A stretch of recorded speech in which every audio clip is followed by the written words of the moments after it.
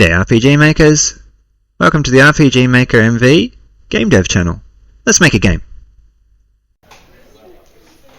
Welcome back to the RPG Maker MV official tutorial walkthrough series. Let's start off on episode 10. We're now going to try a moving rock. Usual warning, which means that you can stop and start the tutorial anytime.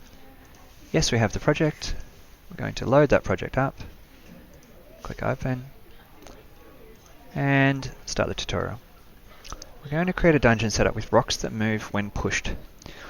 We'll go to our stone cave dungeon, and the stones pushed we've placed in the passage 3 tiles in width a bit above the entrance. So we're going to find the location. It's a bit above the entrance there. It's at 1618, and that's just here. So, let's first of all create an event by double clicking at 1618. We're going to call this a moving rock, and we're going to double click the image.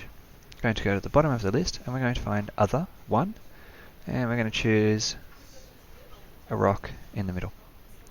Click OK to set the image. We'll tick direction fix, set the trigger to player touch. We'll set the content of the event commands. Click on page 2 and event commands and click set the movement route. We'll set the target to this event. Okay, now that means that the movement of that we're talking about here will be targeted on this event, not on the player. Be careful about that, because if it's set to player, then your player will start to move instead. Now, the first thing we want to do is set direction fix off over here. We want to set move away from player, and then we want to set direction fix on. Click next. Check if skip if cannot move, because if it's stuck then it'll freeze. Get rid of wait for completion so that we can run the next movement concurrently. Click OK. Now we want to set up the player movement as well, so we'll double click that line. We'll set a movement route, and this time we're going to make sure it's the player.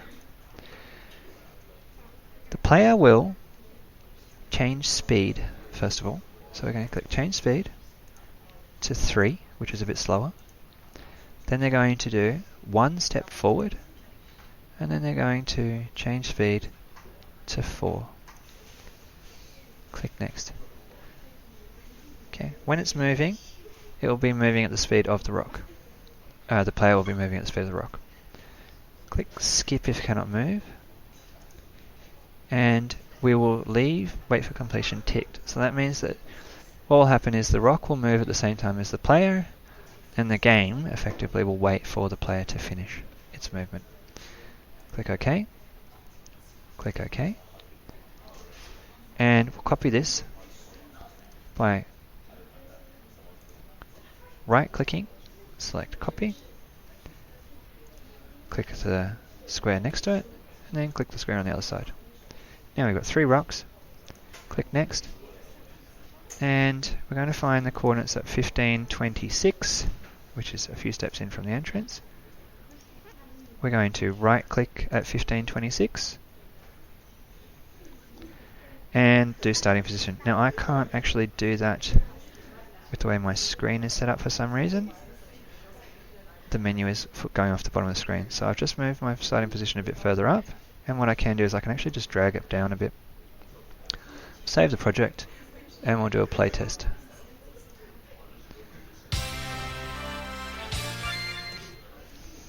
Okay, now if we click up here, we get to the rock. We can move the rock forwards because it's not blocked, and then we can move around it. We could move the rock down because it's not blocked. Okay, but we can't move this way because that way is blocked. I can move that way, but I can't move it now because it's blocked. Okay, I can move it that way once, but I can't move it now because it's blocked. And same again now. And now I can't move it up because it's blocked. So here's a handy little way to put in a mini kind of puzzle, for example. Okay, if they moved, fantastic. If they didn't, let's have a think about it. That's the end of... So that's the end of part 10. But what if we wanted to extend it to make a short puzzle? For example, let's take a rock, put it down here. We'll take another rock, put it there. What happens if we press play now? Our player can move up to here, they can move the rock, but now we're stuck and we can't get through this tunnel, and that is forever closed off to us. So, what if we want to move the rock backwards? Well, let's open up our rock. Okay, just in case you didn't catch that, you click on the rock, press Ctrl C.